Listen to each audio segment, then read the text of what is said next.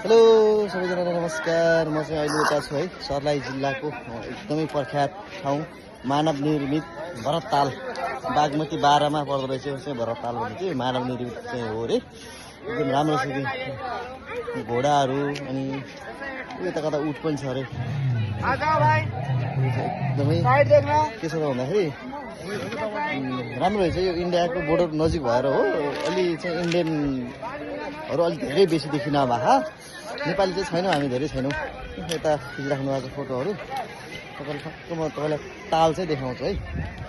यही हो चाहिँ मानव निर्मित चाहिँ ताल, रौतहटको मानव निर्मित भरतताल भन्ने चाहिँ एकदमै पपुलर छ है। यो हेर्नुहोस् है, सबैजनाले हेर्नु त यो हेर्नु लगाएर हेर्नु त यसरी। यो चाहिँ भरतताल। म पनि यहाँ घुम्ने मौका पाएँ है। ल